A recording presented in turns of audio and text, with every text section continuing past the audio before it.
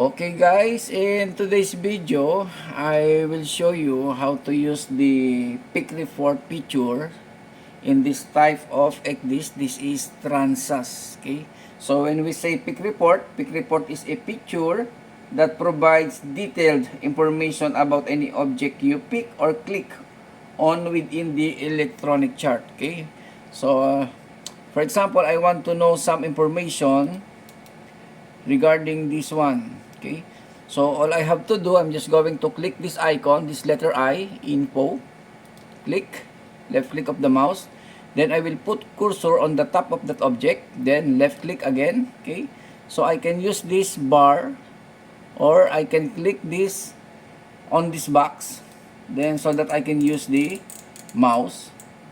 Okay, so this is landmark Conspicuous Tower. Okay, let's take another example.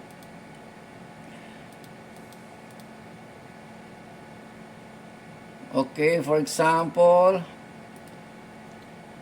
click I want to know what is this object.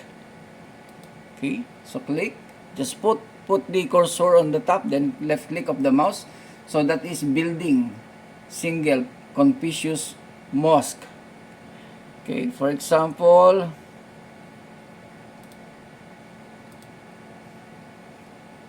I want to know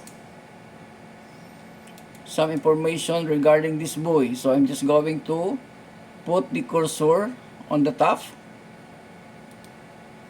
Okay, so this is light, white, very quick flashing,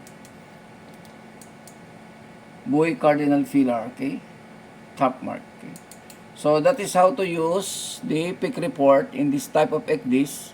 This is Transa. So if you're done, then just click this close. Okay, so I hope guys you learned something from this video. Thank you.